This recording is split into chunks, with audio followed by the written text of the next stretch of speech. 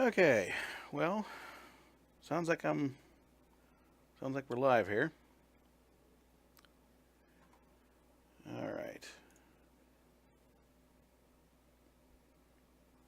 And there we go. Yep, looks like everything's live and looks like we're good there. Hopefully y'all can hear me. So, here's the plan for this evening. One of the things that I do when I go back through my list of arcade games is sometimes find the really crappy games. Not necessarily the fabulous games, but sometimes they're really crappy ones. And oftentimes they're crappy, not because, well, I mean, they play like crap, but oftentimes they're so crappy because, well, they it was clear that whoever did the job didn't really do all that good of a good of a job doing the translation or the art or the story, the plot, things like that. And that is what we're doing. Okay, there we go. So sounds like we have a few problems with folks hearing me. See if I can fix that at all. Give me a moment here.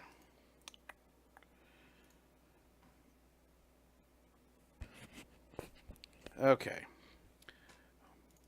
Microphone. And, well, seeing as how you're the only one here as far as I know, thanks for the sub. So, oh, that would be why. Haha. Okay, let's try that. That any better? We'll see if that helps. Dum da dum da dum dum da dum dum dum dum dum dum.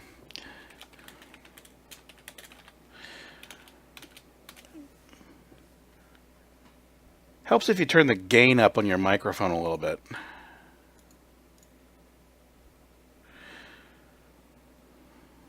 Uh,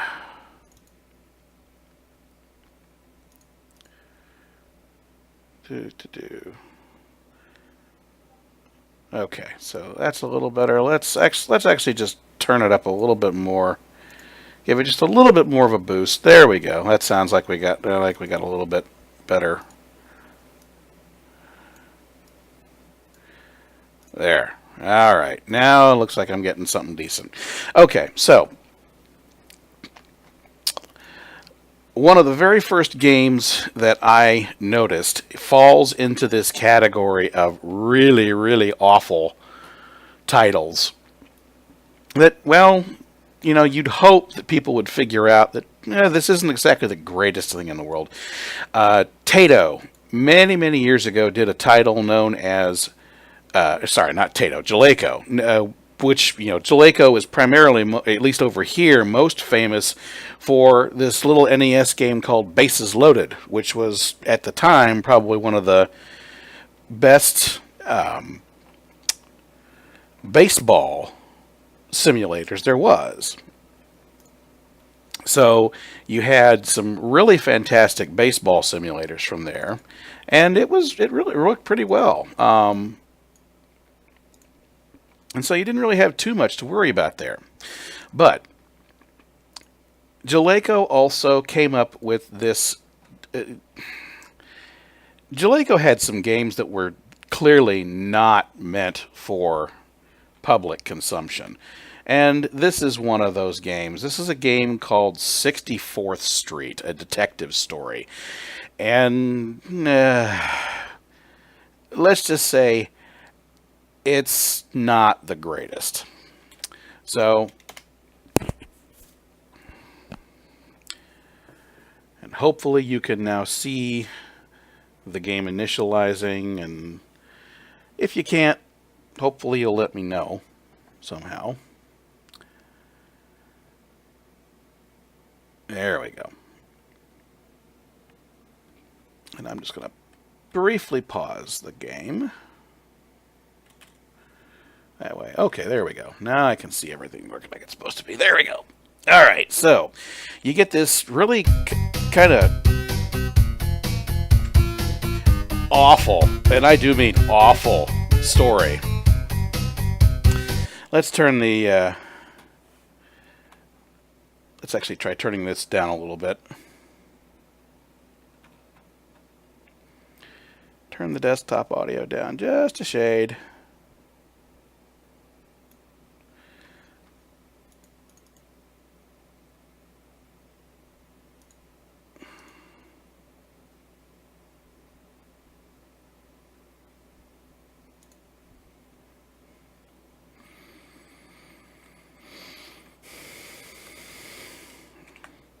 There we go.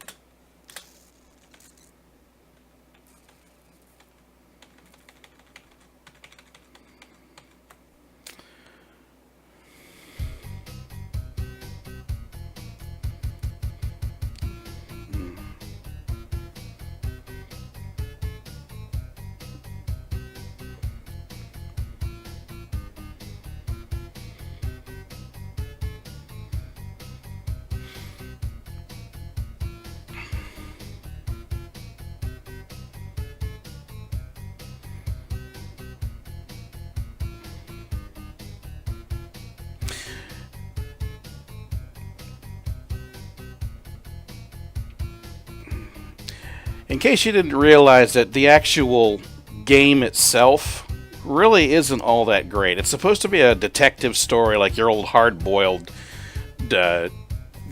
Pulp Fiction kind of story set in the 1930s.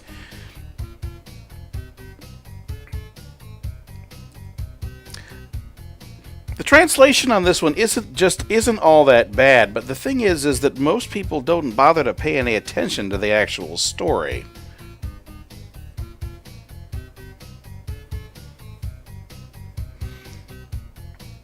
And, well, if you're walking around in an arcade, you're certainly not going to stare at the storyline for this long.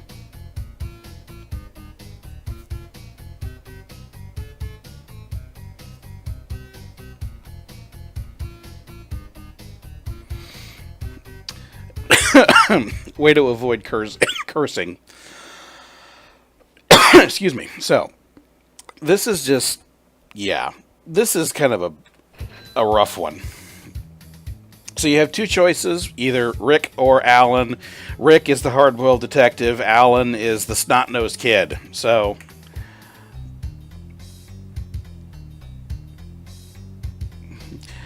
and like most things, you move slow. And, of course, you can probably guess which game they're borrowing most of their content from, right down to the look of several of the characters.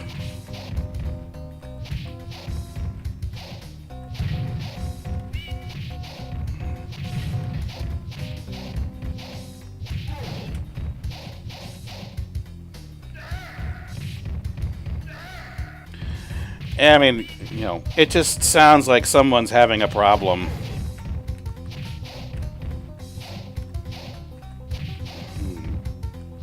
Now, one good thing about this is that the hit detection isn't all that bad, and of course, it added a couple of things that some others didn't, like, the somewhat destructible environment. As you can hear. Throw the guy into the wall, throw the guy into the car, throw the guy into the storefront.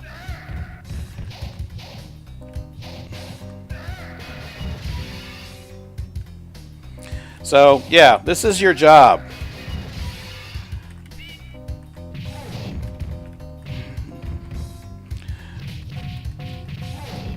What's my job? To run around and, well, throw people into things. Yeah, I could very easily see that. He's very much like a not very cool Mike Hager. Transition! Yeah, about that.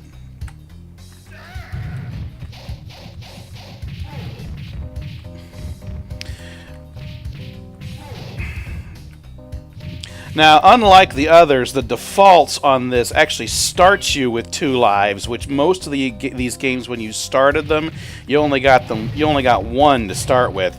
But at the same time, it's also just about as cheap because, well, the hits do more damage.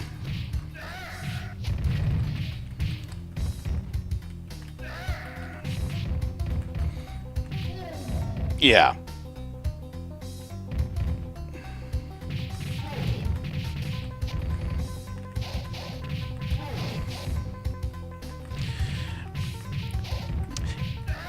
From my perspective, they did at least try and get one thing right, though. They managed to do an okay, for lack of a better word,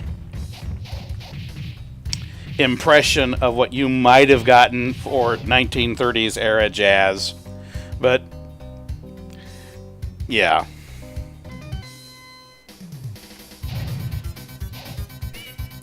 And then you get this, which is the first boss, who ought to look remarkably similar if you played Final Fight.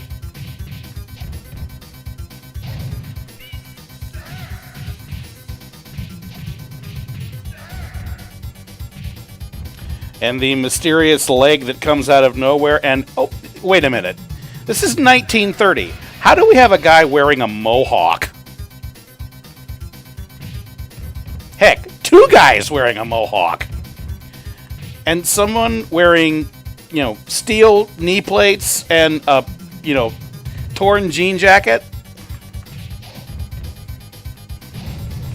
Oh yeah, this isn't totally cheap at all, is it?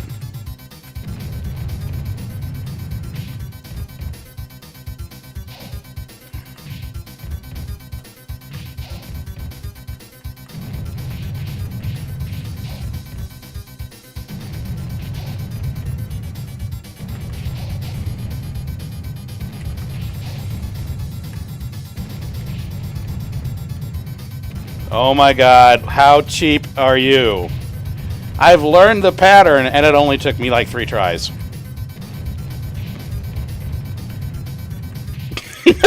Yes, this is exactly what I think of when I think 1939. Exactly.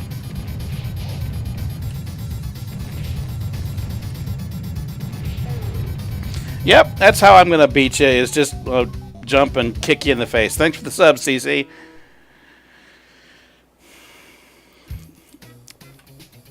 This is the other problem with games like this. They throw this wall of text up there and expect you to read it in like half a second.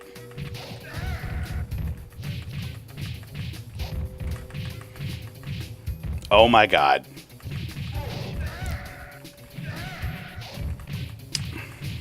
One of the advantages games like that Capcom had when it did games like this was they used a higher res screen mode. This was very much not that. In fact, if I pause it, you can see exactly what they chose not to do. So here's the machine information. So 256 by 224 is the exact same resolution as the standard NES was. And it's obvious.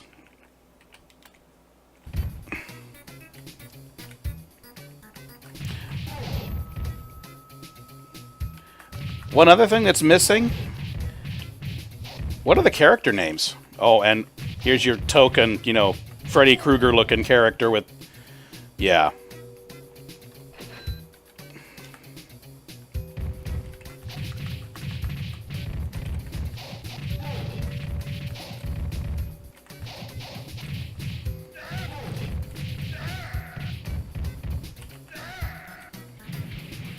Now that's different. I gotta like that. Throw him into the harbor. That works.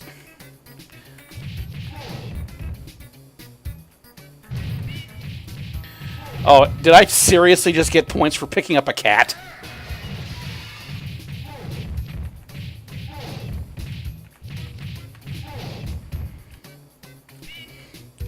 And sushi. I don't think they had that in 1930. At least not in New York.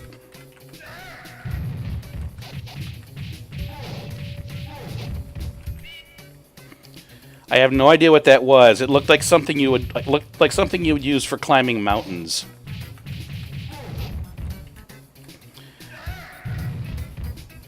Ooh, cake. Yay. So that's apparently what they chose to use for Now, see, you could throw them in the harbor, but they bounce off the hull of the ship and manage to land back on the pavement. Yeah, that makes sense.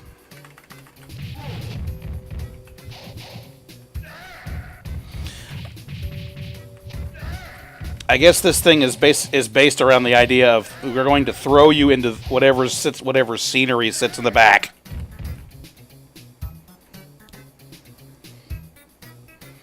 Sure, let's get on the ship for no apparent reason.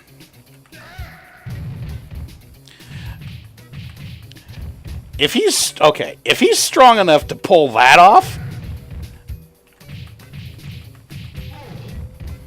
if he's strong enough to throw a guy into the side of a hardened steel deck wall, how on earth is he getting his, butt kicked like this?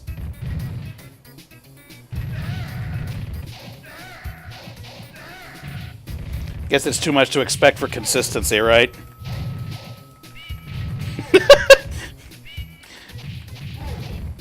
He is, isn't he?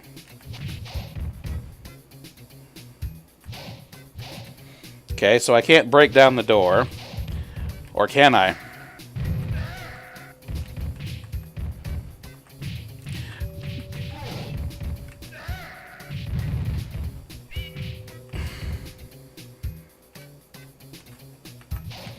Right.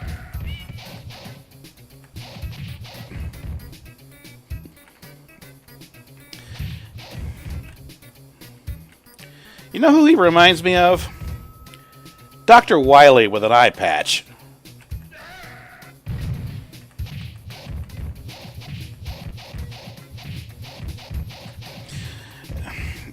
Shh. They don't want you to know.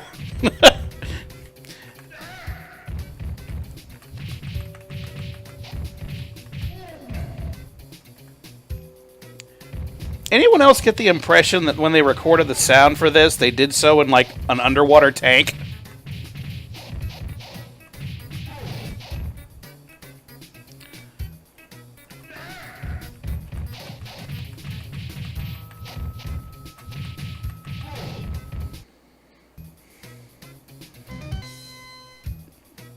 Sure.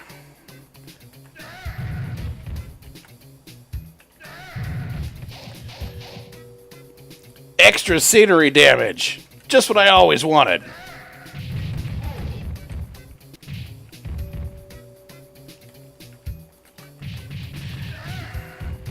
And of course, we always have to have the random palette swap version of an enemy. It's not a retro game without them.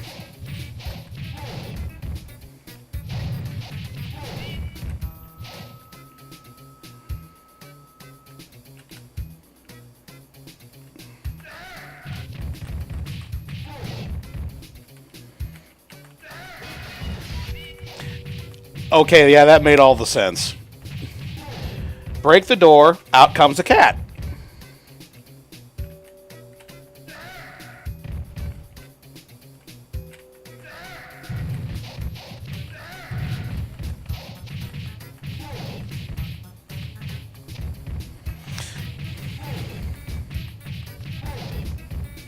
Clearly, this is not, well, to say this is low budget is kind of being, I guess that's maybe being overly generous.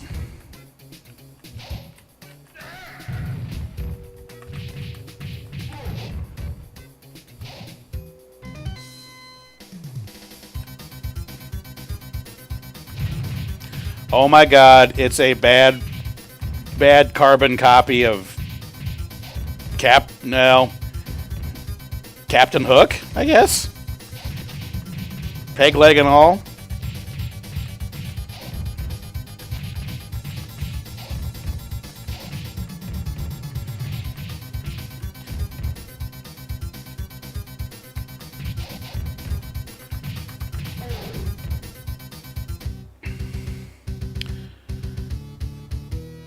Wait.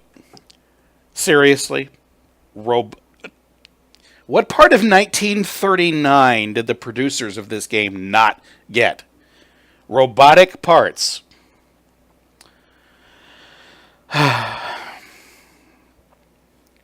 Sigh.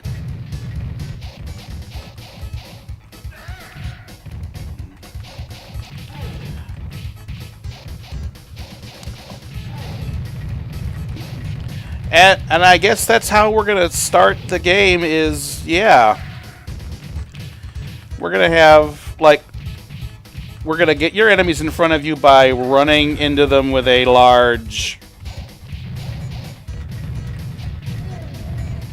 Yeah.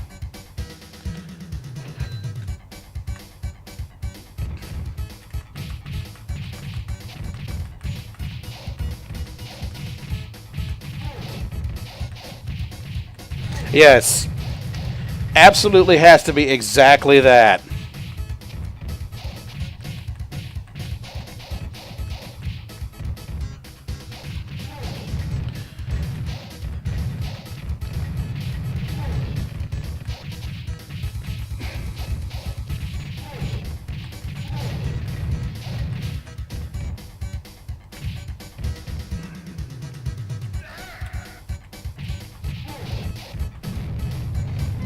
Really? That's how we're going to transition to the next scene. We're going to crash to throw you off the mysterious random train thing.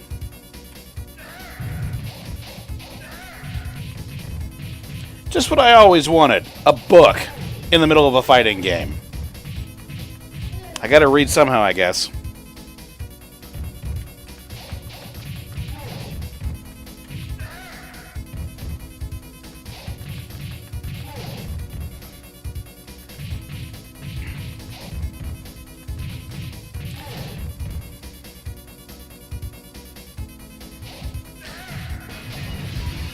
There are so many inconsistencies with this thing. It's just they get the design on the locomotives correct, on the trains right, but apparently we have sushi and robots.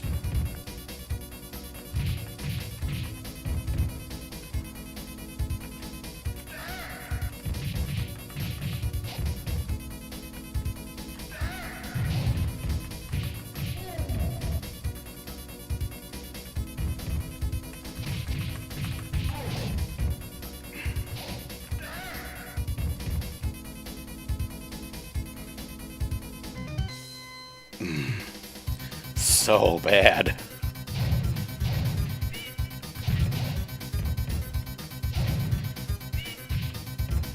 Really? You don't say. Uh-oh, there's two of them. They're getting serious now. No. And let's not forget cheap, too, but, you know.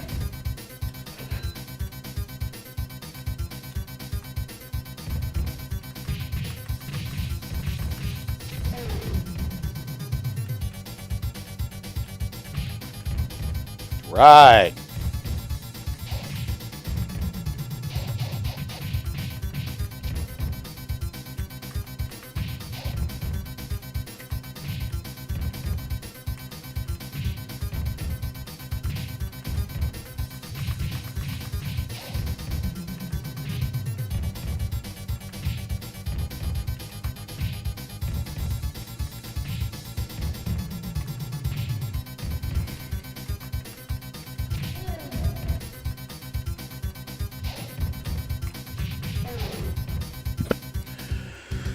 Oh, boy.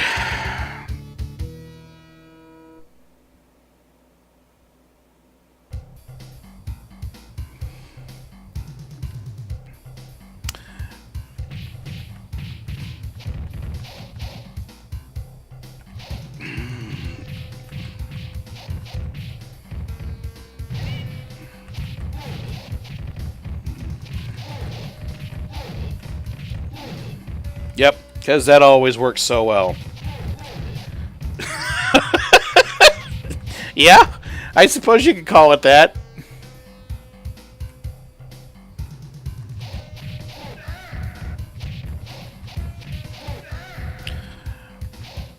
Oh, apparently there's a special move in there somewhere.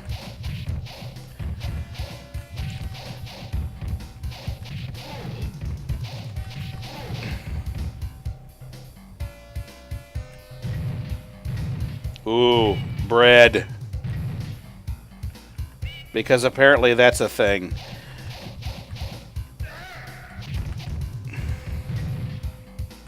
Of course, I also notice how little health it actually restores. Good lord.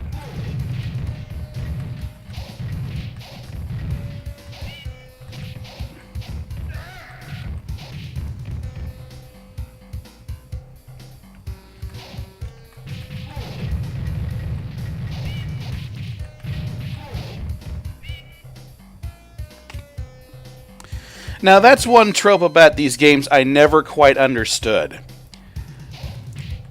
You have an advantage when you've got a weapon in your hand. Why are you dropping it?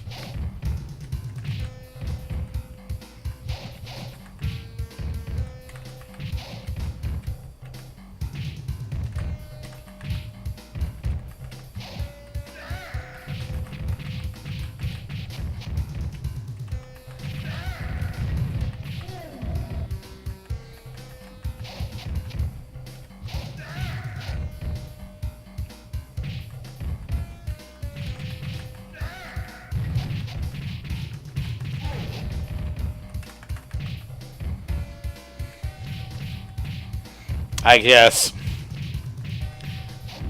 I mean, I guess I do have a blue shirt and yellow tie. I guess I'm supposed to be classy.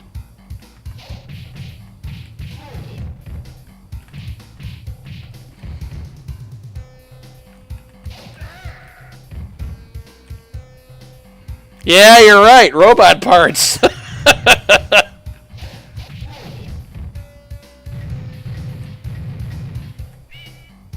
Ooh, an apple that restores like a pixel of health.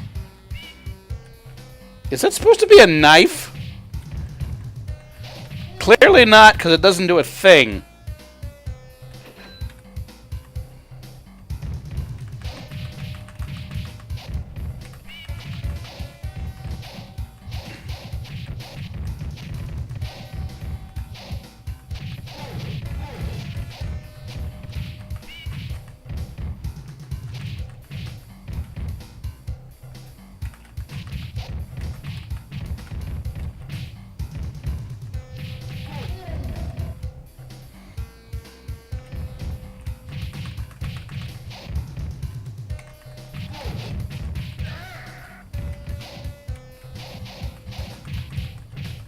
Right.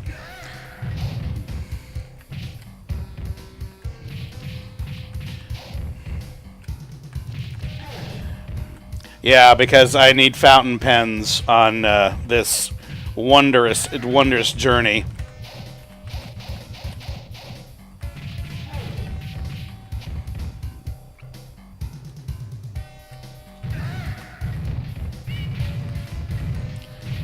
You inhumane evil people dropping cats in boxes.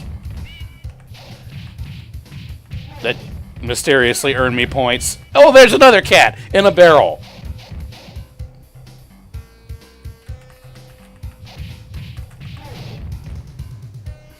I don't even know anymore.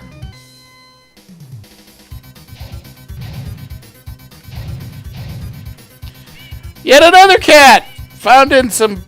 Yeah. Ooh.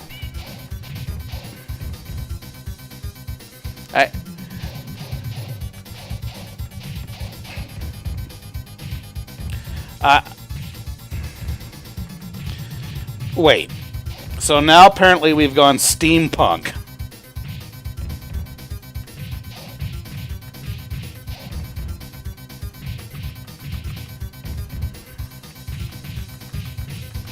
Okay, now I just want to get to the end of this crap show.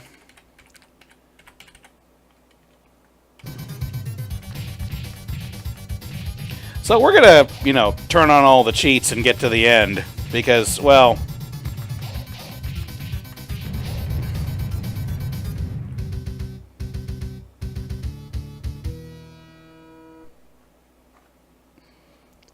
Turn them into robots. Oh my god.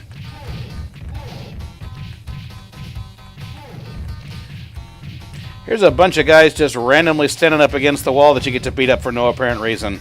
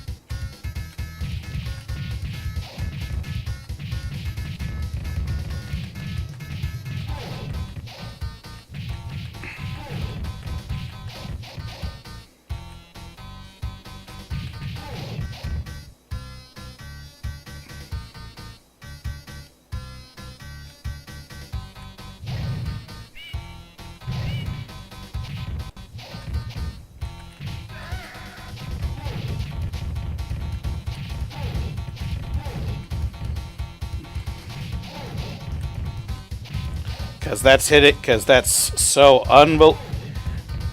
Well, to be perfectly honest, I would think that after, one or two swats from a good solid lead pipe, I'd be pretty close to dead too. So, I don't know. Maybe that's reasonably accurate.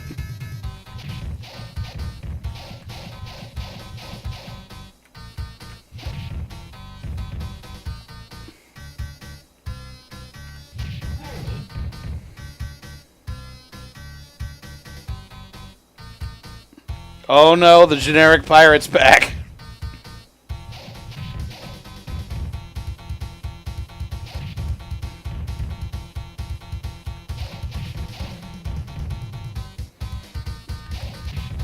Well, most of them didn't, actually. At least in the early games, they didn't. Theoretically, if you were playing some games, you could actually hold on to the weapons as long as the stage lasted.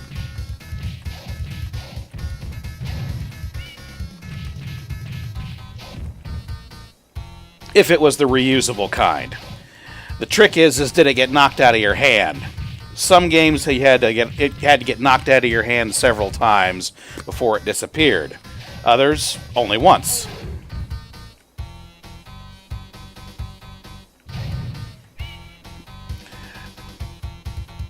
Random turkey leg in the middle of a safe that I just crack open with a single punch.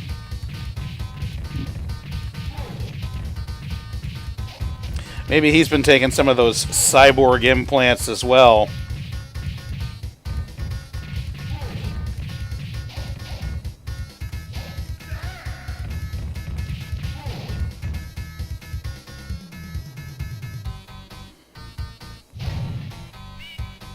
So that's supposed to be a pen, huh? I suppose.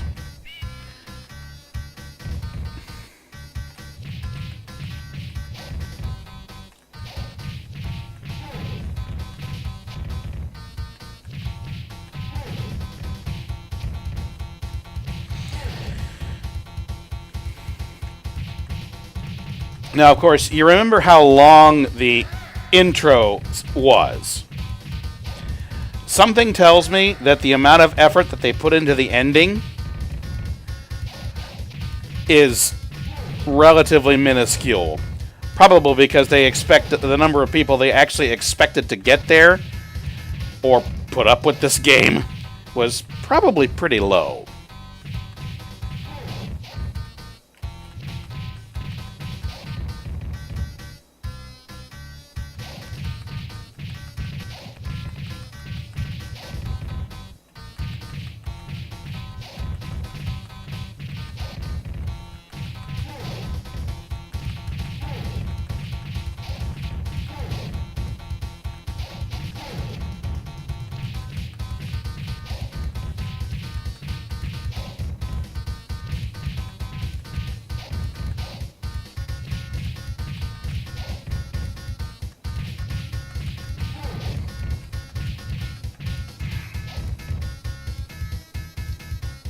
Are you done now? Thank you.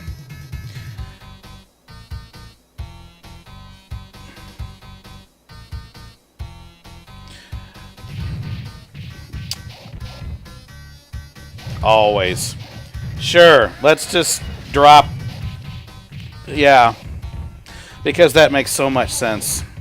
Let's just drop safes at random from the roof. From nowhere. For no apparent reason.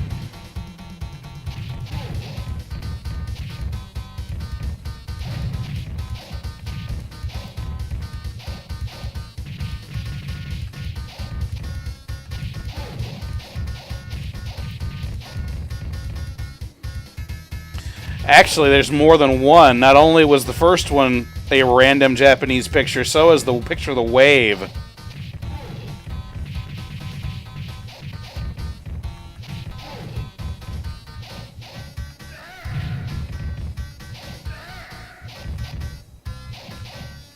Oh, and a pipe.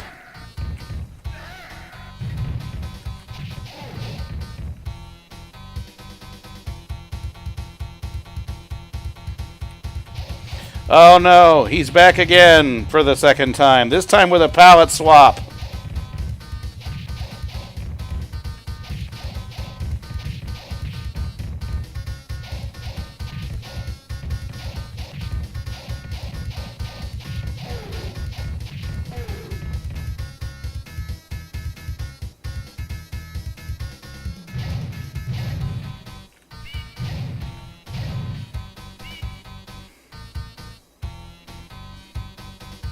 Well, that was different.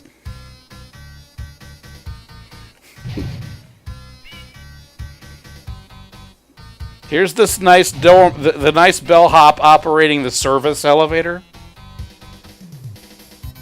Except he's not. He's a random kabuki man.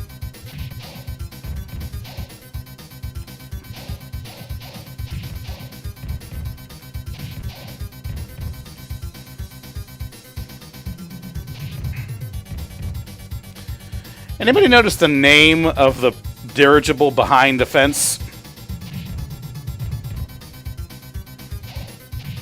Yeah. Because that was a thing, apparently, in 1939, too.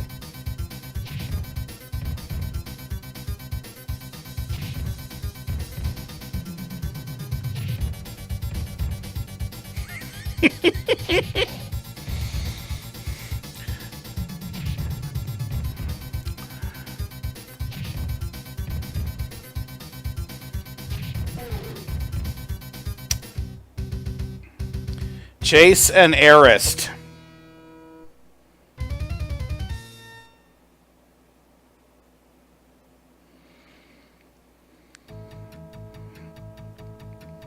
Really? You don't say.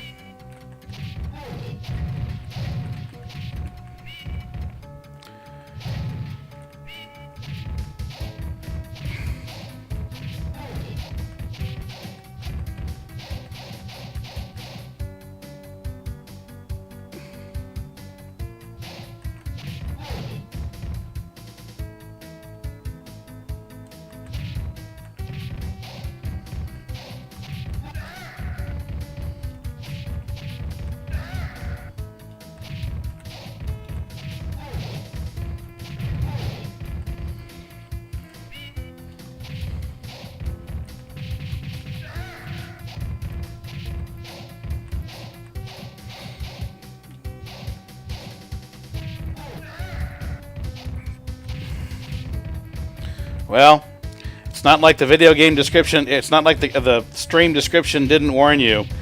This is bad.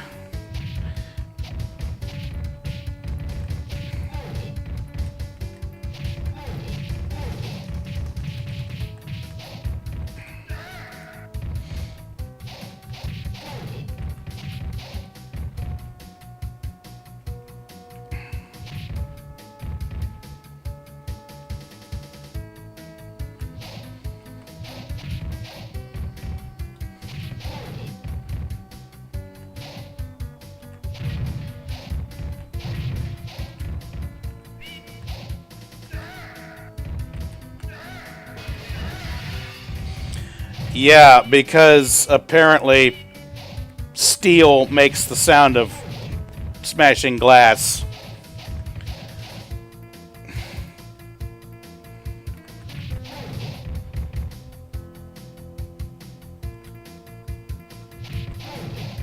Now that is different. I'm not quite sure how I managed to get over the standard the life bar, but apparently I managed to.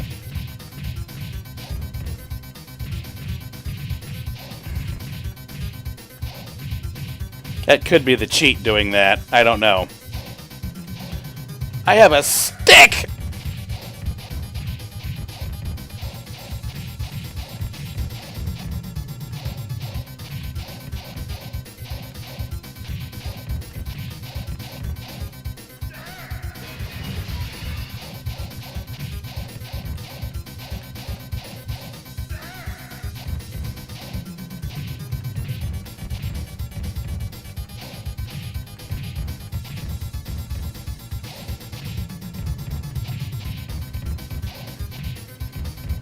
Yeah, yes, you're right. It is a pool cue.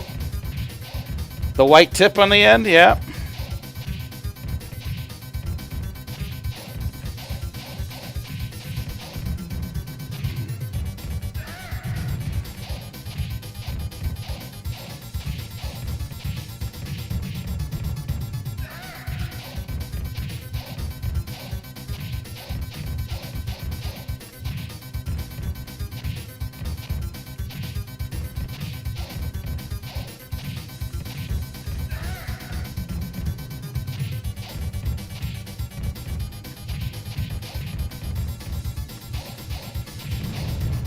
Right. Yes, pool cue obviously beats out steam-powered robots. And good lord, just how much health does this guy have?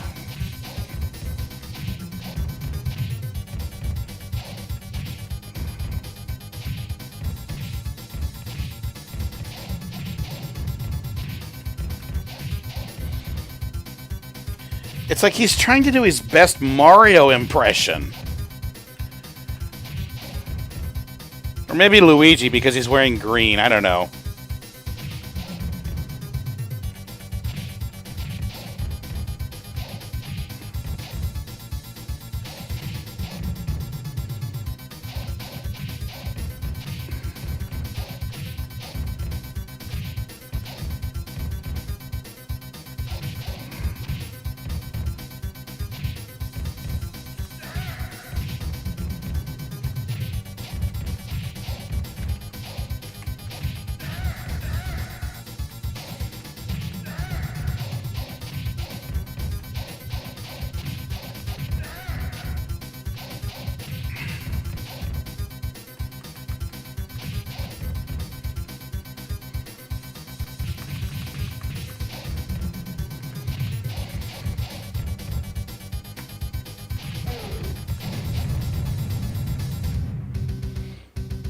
Real? Oh my god.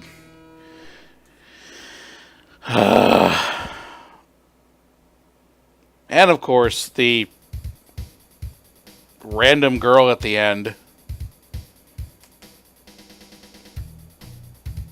Yeah, definitely designed as a quarter eater.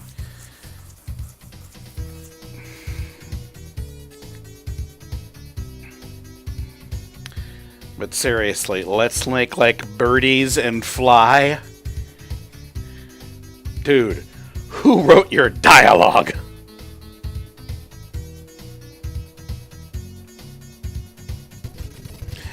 And we're just gonna hit the fast forward button to the rest of that. And yeah, we're gonna call that the end of that monstrosity. I don't even know.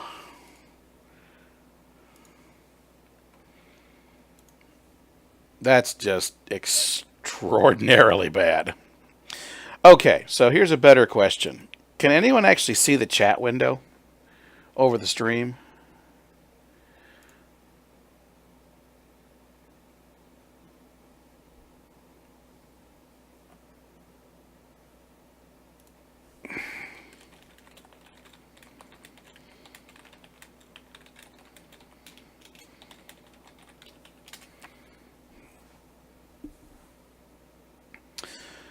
Well, now I got to find out. Now I got to figure out why. I'm guessing it's got something to do with the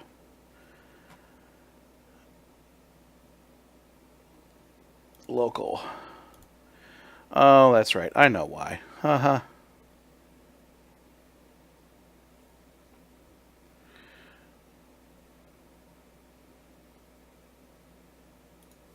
I know exactly why that didn't work. There.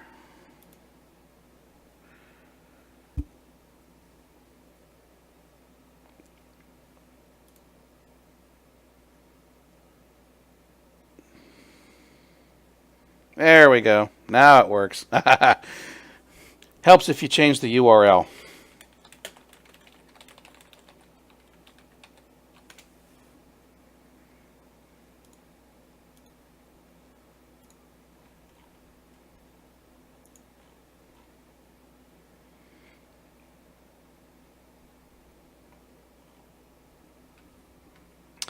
Okay, so now that we're back to something resembling normal, there we go.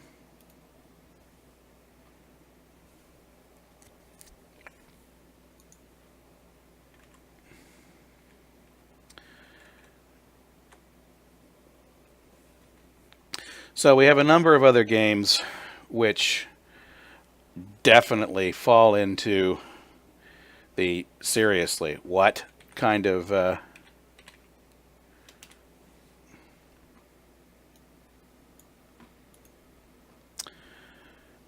serious this that kind of thing. You know. Anyway,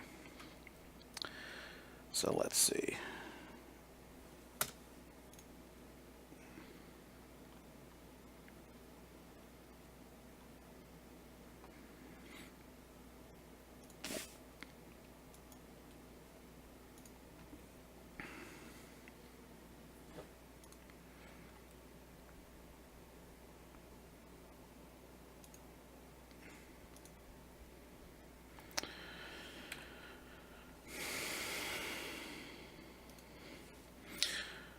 Okay, so another game that falls into the kind of obscure category is this fella. Now, the only reason that I even have any idea about this particular game here is because while I was in essentially middle school,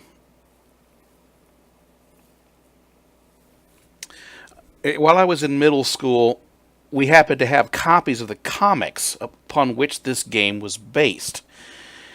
I had no idea why, but we did. Now, there was just one catch. All the comics were in French. So that meant I couldn't read a bit of it. The art was fantastic, but I couldn't read a word of the thing. And I had no idea why we had it. But turns out it became kind of a thing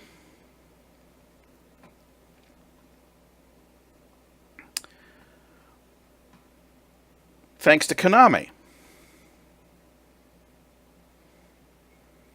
who designed a wonderful little game around it. And you'll recognize the style as well.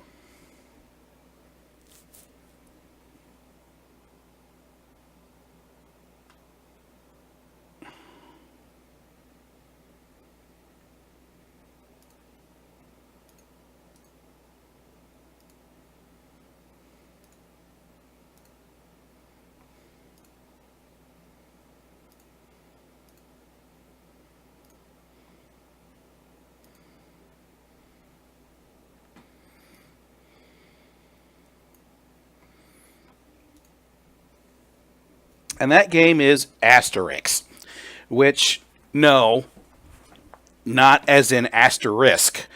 The game is actually called Asterix, and so was the character.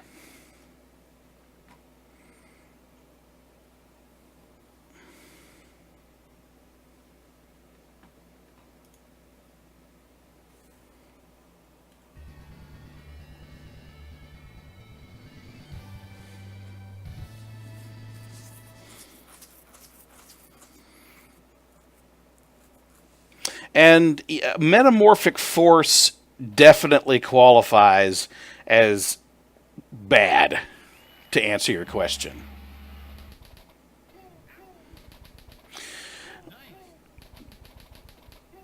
But this shares a lot of characteristics with, like, Teenage Mutant Ninja Turtles and The Simpsons, the other Konami beat 'em ups that were around.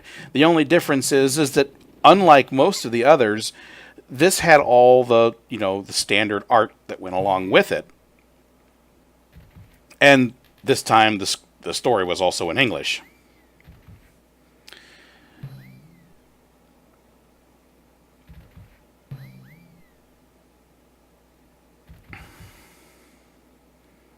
Now, I don't know about this getting a console release. I wouldn't doubt it, but I have never personally seen it.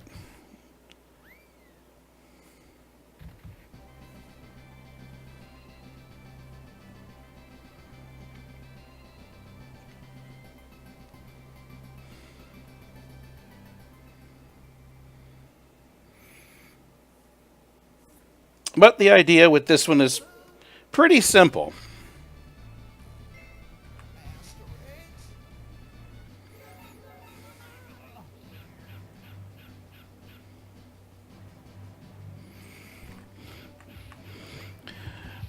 Go around, beat up the Romans.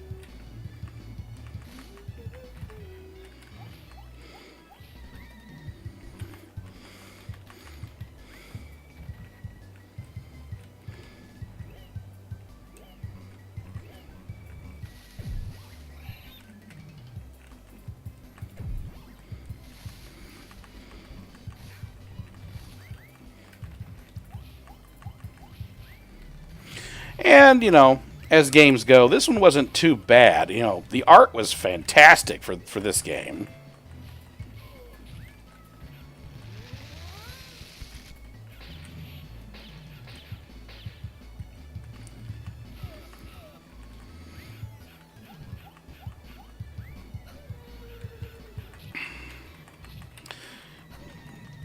So overall, in terms of in terms of games that really are bad, this one doesn't really count.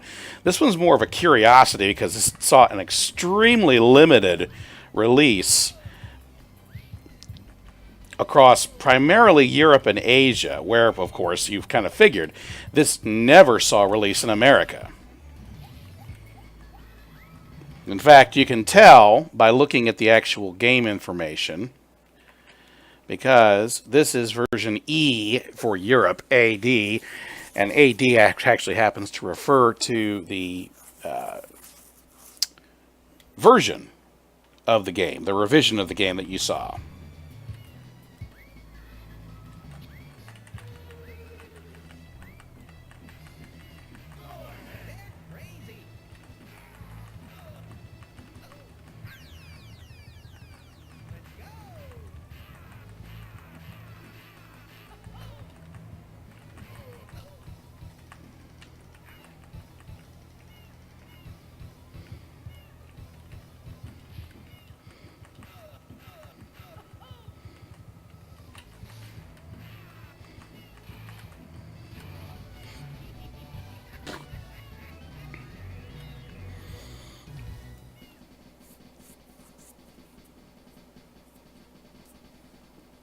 So there's the idea with asterisk, or asterisks, I guess.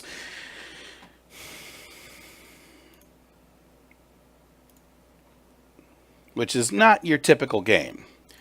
But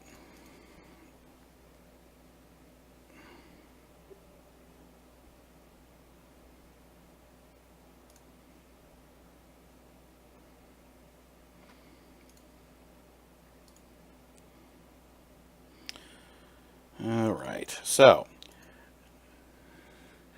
what remains? Well, lots of things.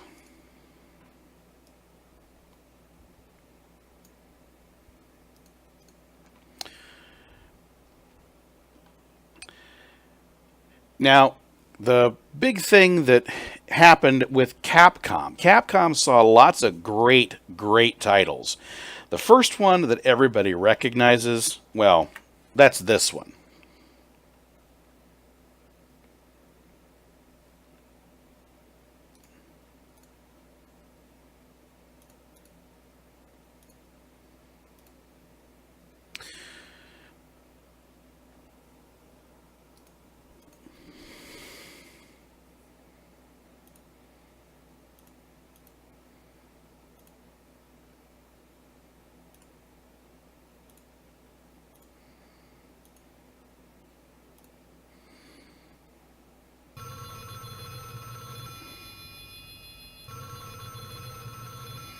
And that was Final Fight.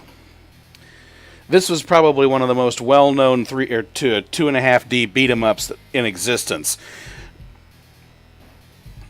This was also the one that had probably one of the better written stories. But that's not what we're focusing on. We're not focusing on the mainstream titles. So, sorry, that's not this one. What is?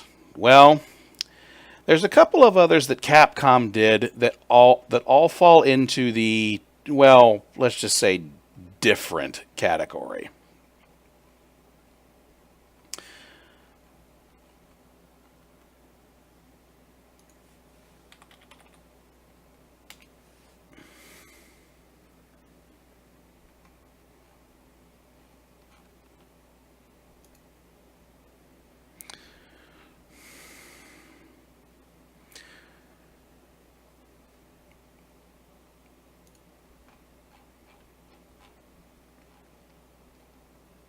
There's also a lot of copycats as well. But here's a good example of one of the more off-kilter versions of the game.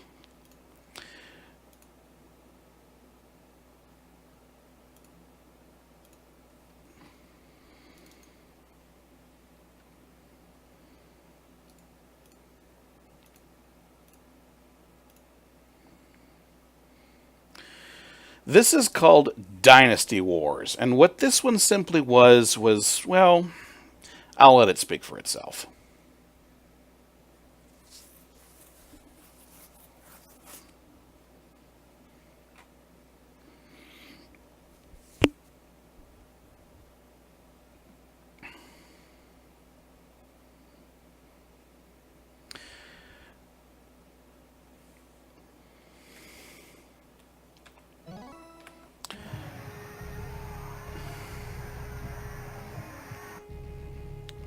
One of the biggest differences with Dynasty Wars was, of course, many, many different players. I am taking the field. Also, the way in which this game worked. You had different directions that you could attack. There were multiple buttons.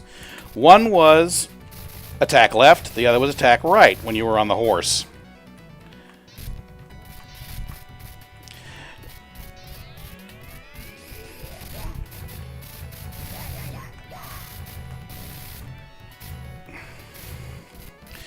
Also, unlike the other games, you had a vitality meter that was numeric as opposed to, otherwise.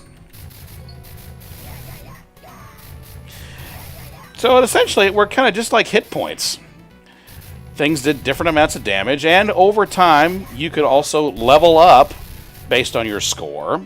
The blue number specifically is how many points you need to level up, or how many XP you have, whereas the white number, I believe, was how many points you needed to level up.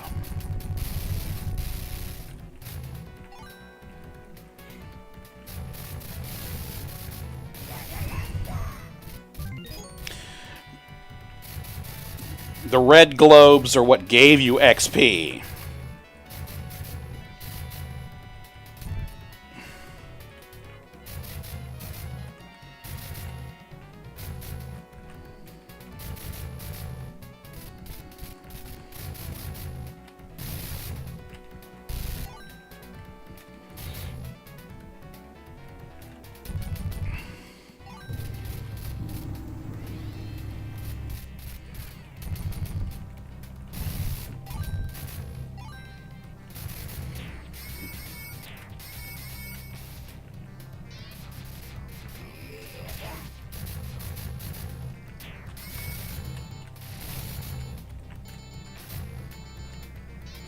There were aspects of this that had more in common with, say, Magic Sword than they did with anything else.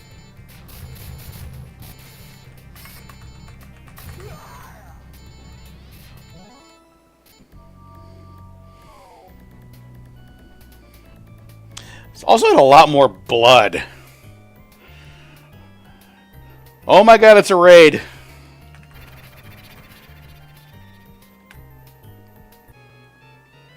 So, needless to say, I forgot to push start before the thing got going. But here, hey, thanks for the sub, Randy. All right, let's try this again with 100% less dying at the end of the first level. Let's select players. I am taking the field. Tom Bay. All right. Less dying this time.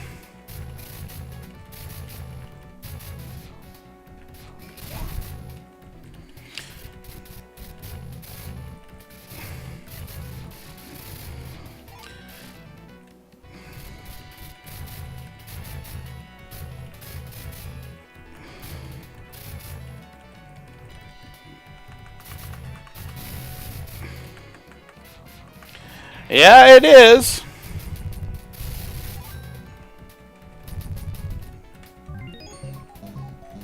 Thanks for the sub, Oero.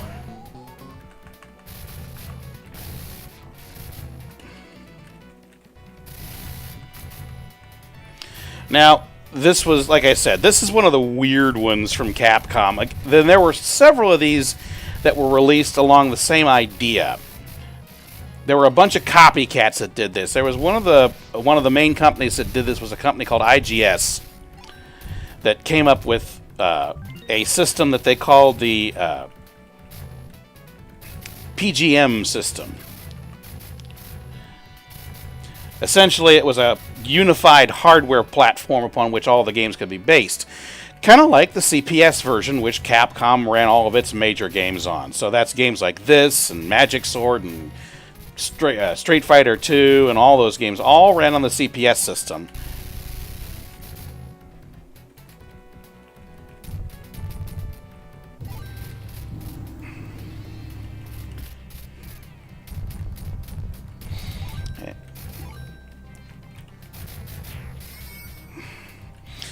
Also helps coming into this when I had a little bit more health, which helps.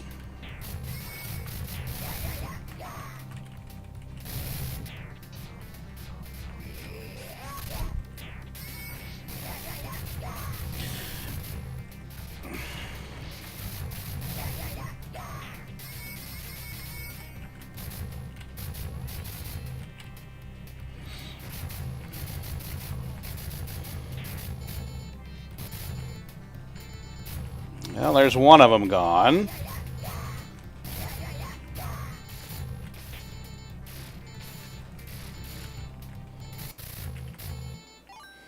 There he goes.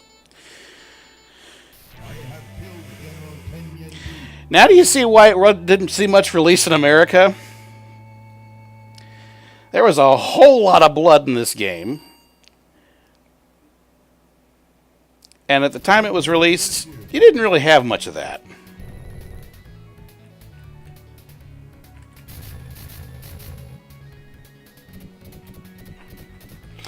There's also a surprising amount of dialogue in this game, which, you know, you necessarily wouldn't have expected to see, but, you know, It did happen.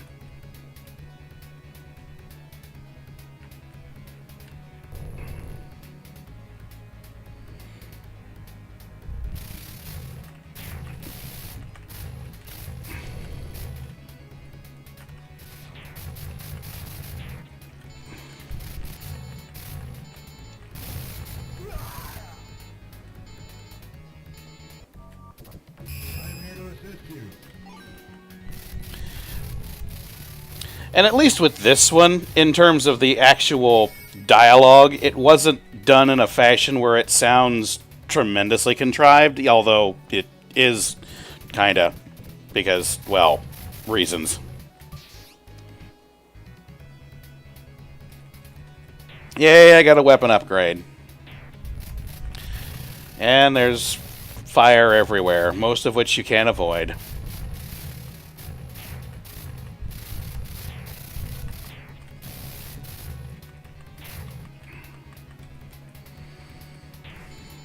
How'd the Mortal Kombat thing treat you?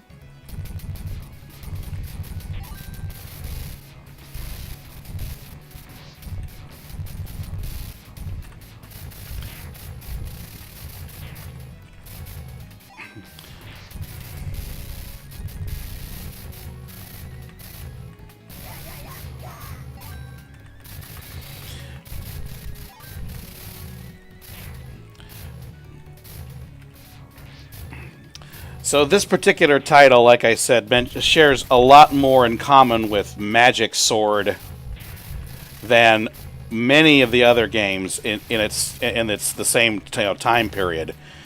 So if you remember, Magic Sword was a very, very long game, 50 levels,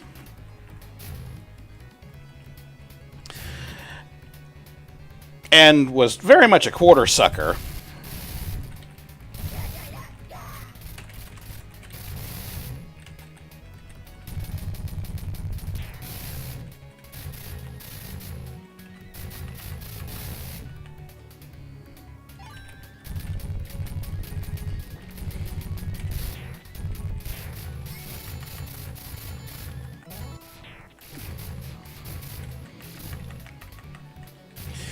Yep, kinda. Yeah, I don't believe there ever is a point where you come off the horseback in this one. You're constantly on horseback as a mounted fighter.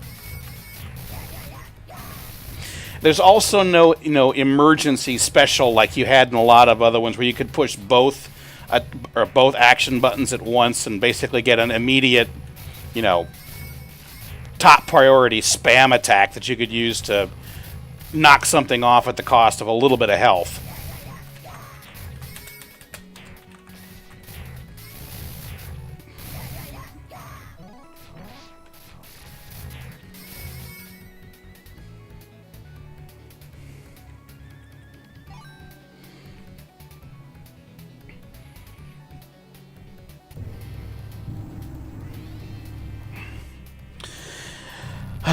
And unfortunately, that was one of the things that they never quite managed to figure out. Is it's just, okay, so you're going to call an enemy Big Man.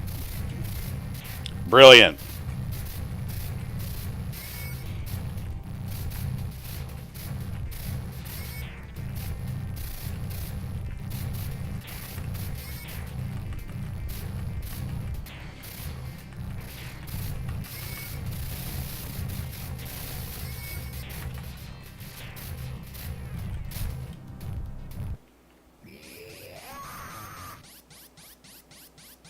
You're going to get my head? Ha ha ha ha ha ha! You make me laugh. Come to see me at Pongmengu.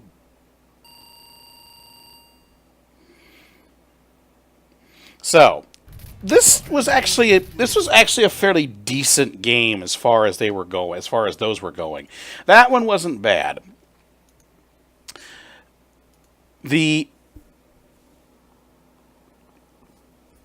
I'll have to check that out. So let's go to one that everybody knows the title to, but maybe not necessarily this particular version. So this is one of those games.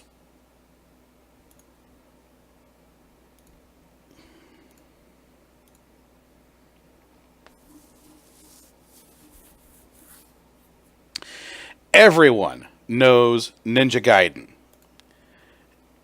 There's just one problem.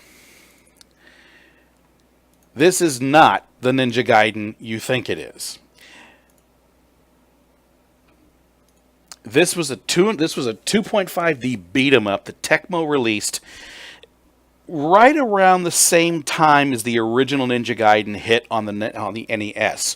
The two are completely unrelated. There is absolutely nothing that shows that's like it. So after the game's boot up sequence, which shows a lot of garbage,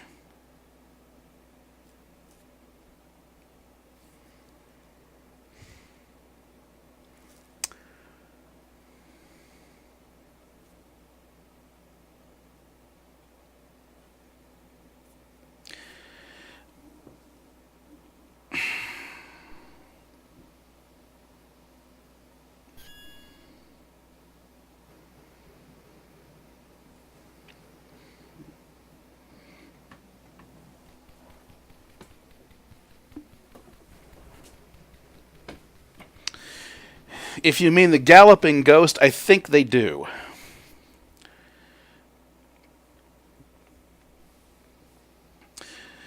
But here's the thing. The opening sequence looks remarkably similar to the NES game, but that's pretty much where the similarity ends. There's two big things with this. The whole gameplay style is completely different. It is very much a beat 'em up.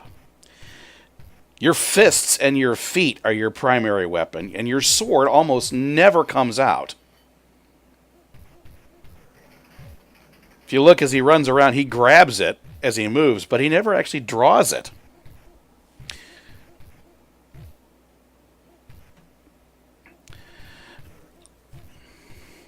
Now, this particular game had a really unique control setup.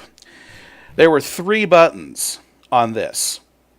One was for punch, one was for jump, and one was for grab.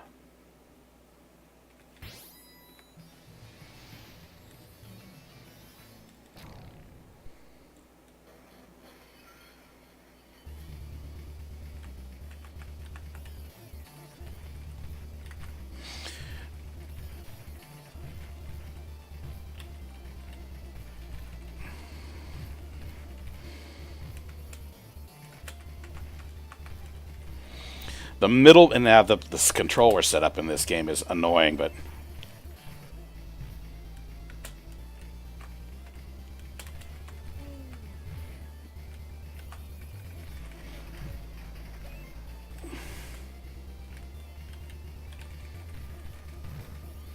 now if you picked up a sword item like that,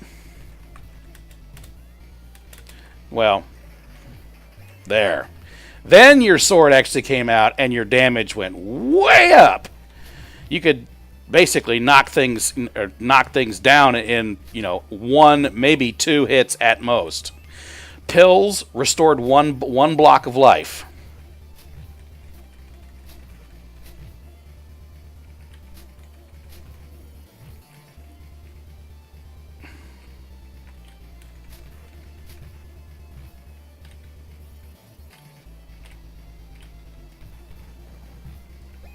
And, of course, a clock restored the time you had.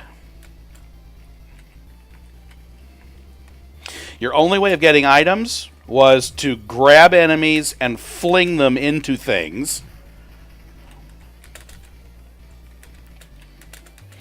with a jump, or get really lucky and knock them into something.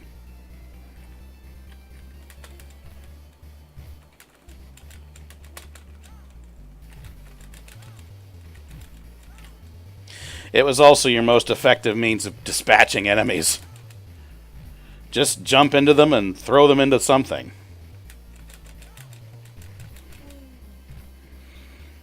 And of course, this had probably one of the most gruesome continue screens there was.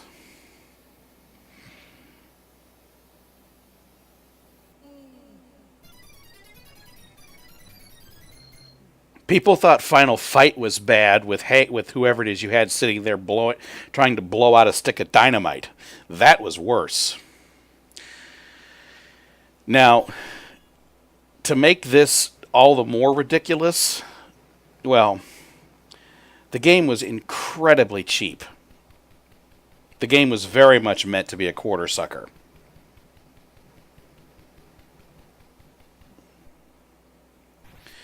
Well, and I don't know about that. I don't know that people would think this was really good. Because the control scheme is so screwy. And the power-up system is so screwy. But, like, just to say we're going to speed our way through this. Like this. Well, Japan didn't necessarily think of that so much. So, now granted, this is cheating of the highest order, but you know what? For purposes of speeding through it, we're going to do it this way.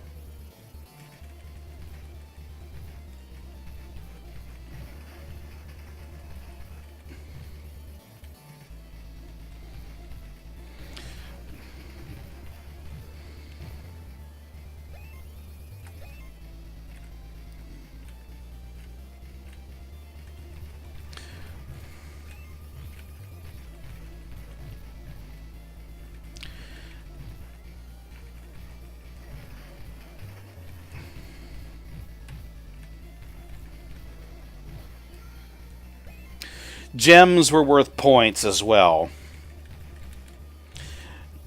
They were really the only bonus item that was truly worth, that really wasn't worth anything specific. And yes, you could just fall right off the edge.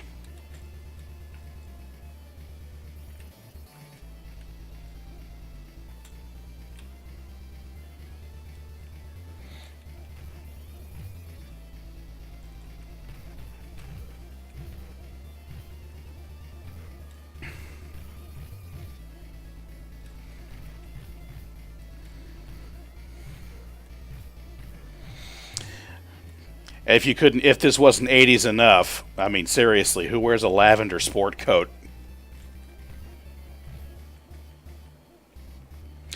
The game itself is very, very soft. Let me see if I can turn it up just a little bit. It's already pretty quiet on my end.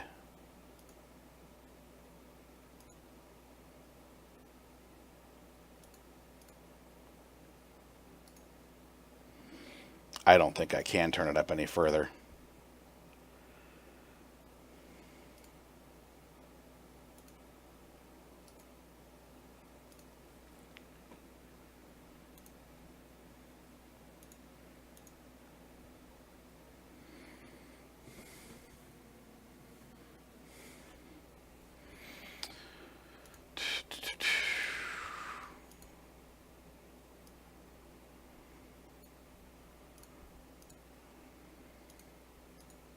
Okay. Let's try that just a little bit.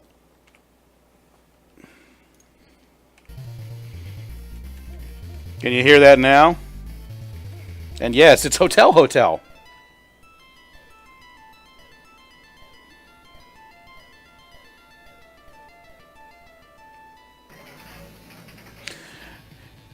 And I'm just going to pause on that for just a brief moment.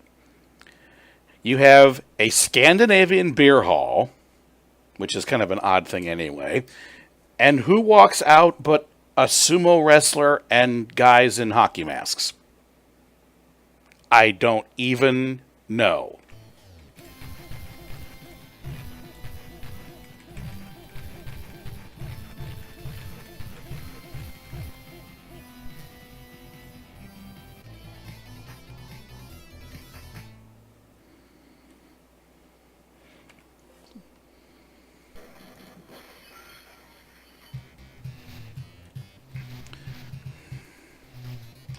And just like your average ninja, I want to cross the street, thank you.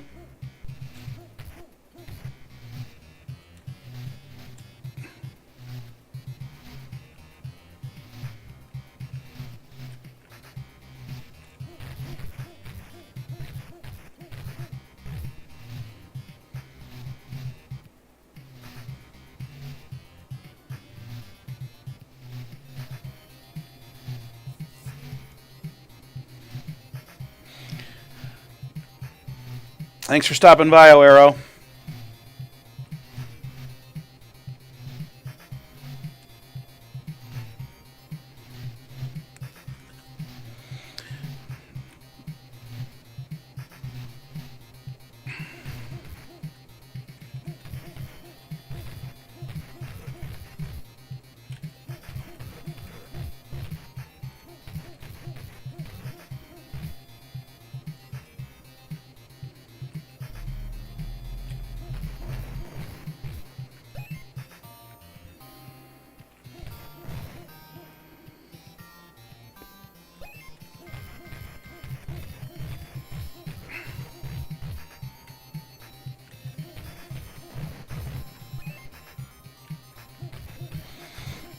Caught mid-frame even.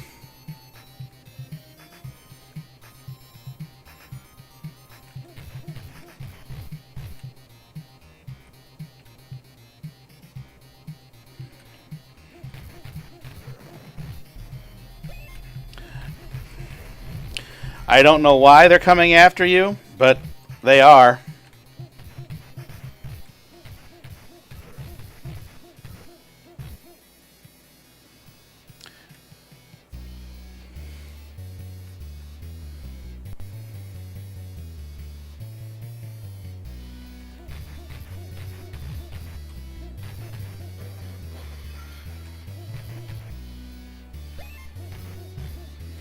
Now, I'll just pause it right there for a brief moment.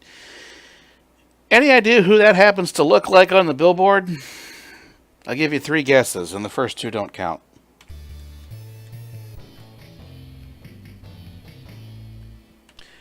Okay, seriously? Ninja sitting on a train with an Indian riding by outside. Yeah, apparently that's a thing.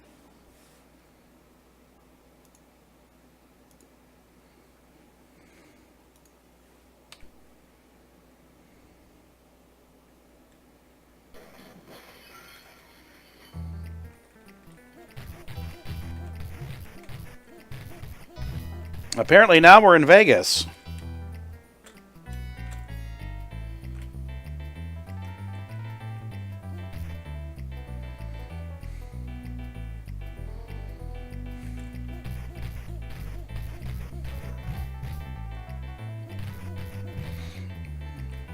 Now we have actual ninjas.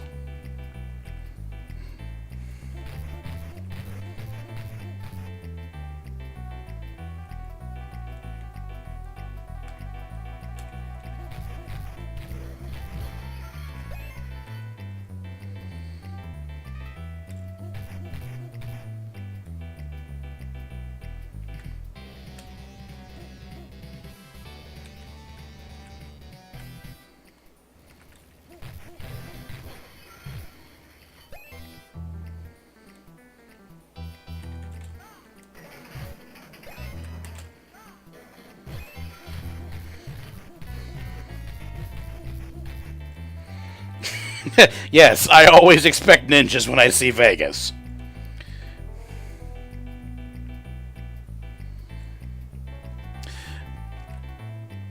The big thing that made this game so different from the others was all the destructible scenery.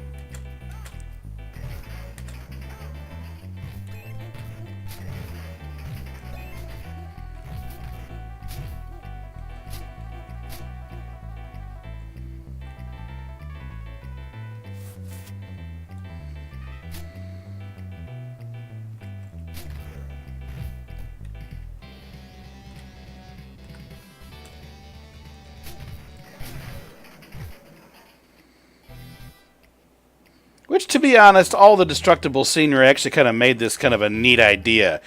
Now, that said, Tecmo definitely recycled this format for other games.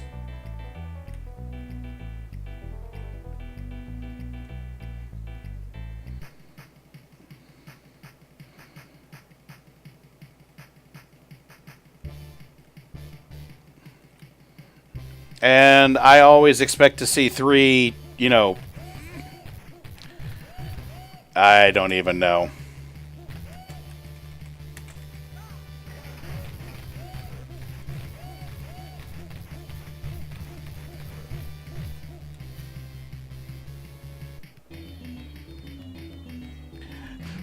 Ninja at the casino this time.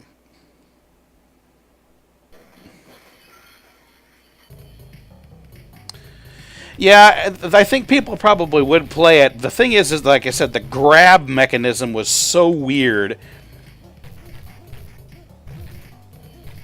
Because grab didn't really do anything except allow you to hang. Yes, Haliboro. The grab mechanism didn't do anything except allow you to hang from pipes or things of that nature. It really didn't serve any real purpose in the game. It didn't really offer you much tactical advantage.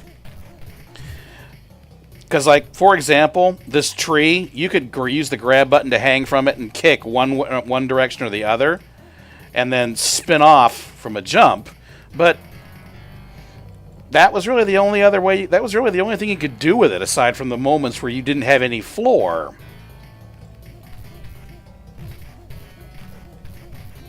It was primarily one of those, we're going to use it to make it look cool kind of things.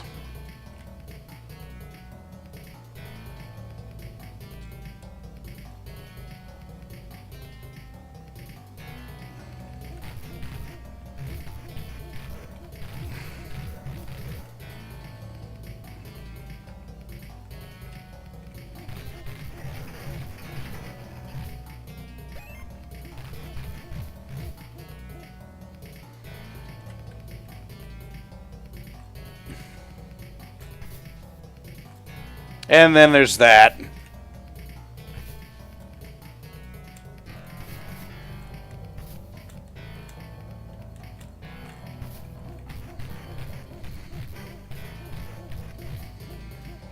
Because apparently random, snake people jumping out of the water is a thing.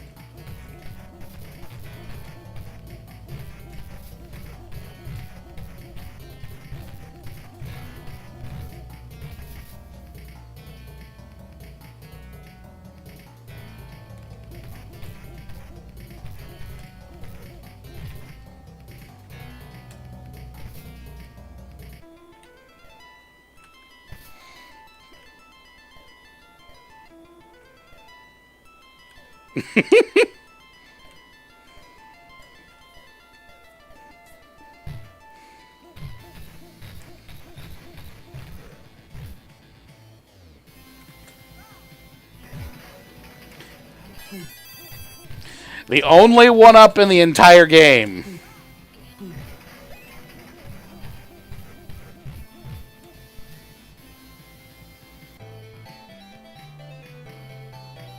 Now that actually looks legit. I mean, granted he's kayaking, but still, that actually looks something like something a ninja might do in this day and age.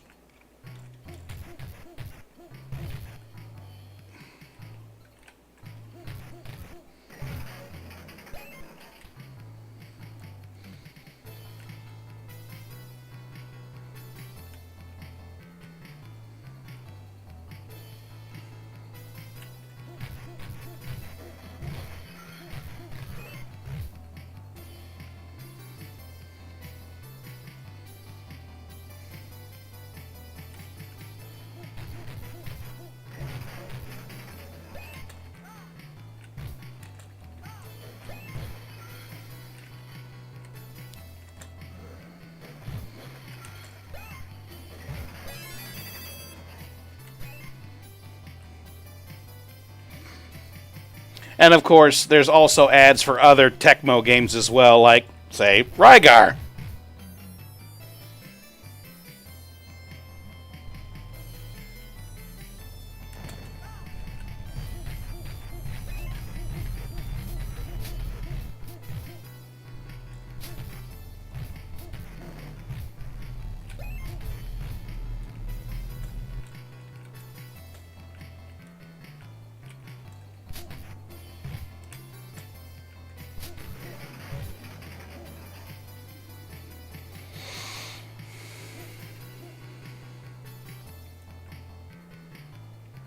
Yep, exactly.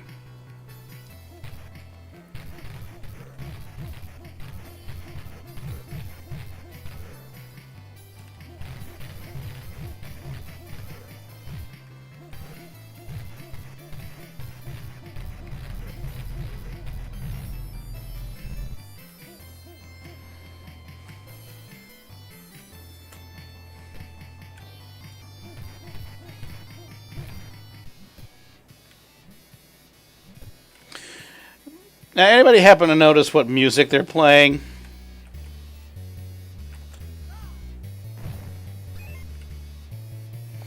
This is a knockoff of a very famous song.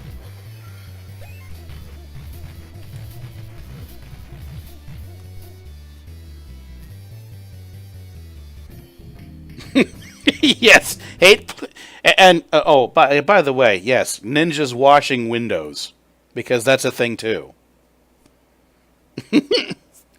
Yeah, I don't even know.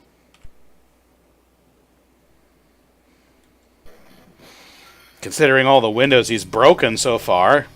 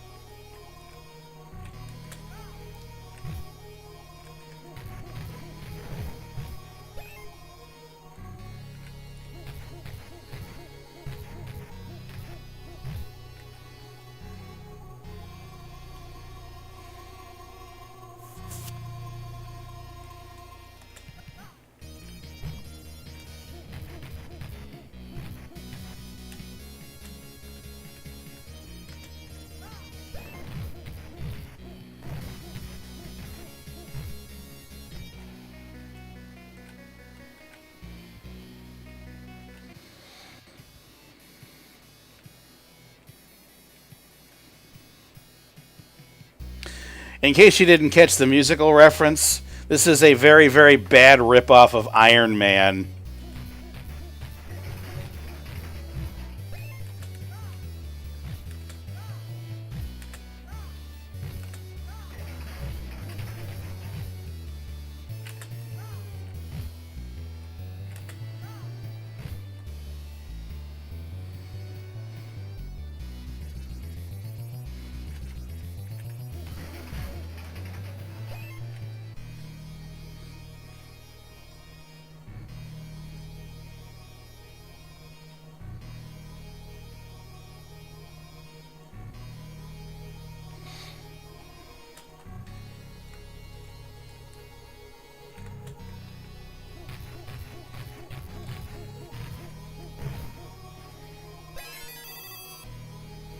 Ooh, another one up. I guess there is one more.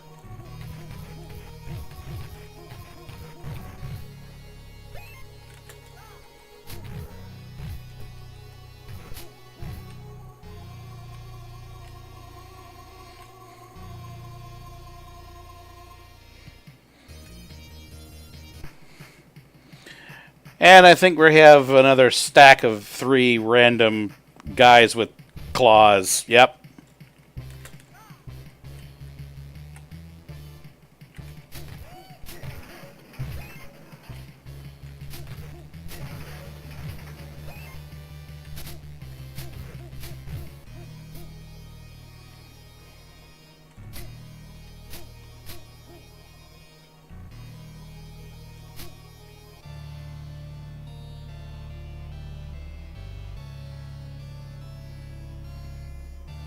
And just because one boss wasn't enough,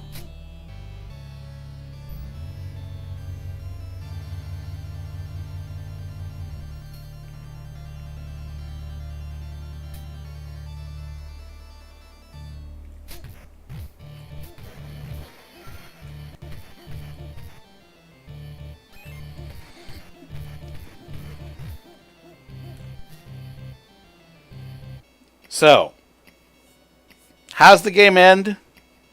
Pretty much like this. We have no idea why he went to the USA. We have no idea why he came out and beat up all these people. All we know is that he came to the USA, trashed a bunch of stuff, beat up a bunch of people, and then came back to Tokyo.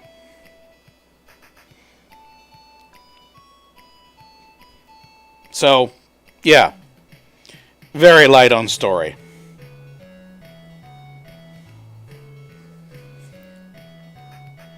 And oh, by the way, none of the actual none of the actual credits, except for the pet names for some of these folks, are actually in English. And this is the US release.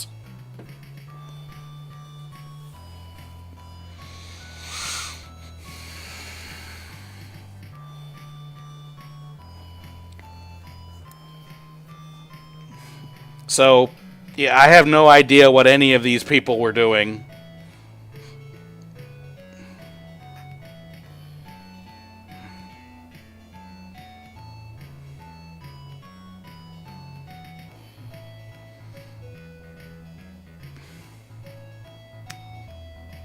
So, yeah.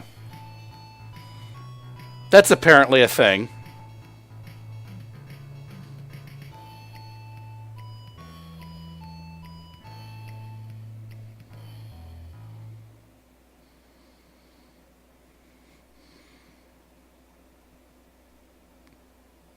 And on that note, we'll close it down there.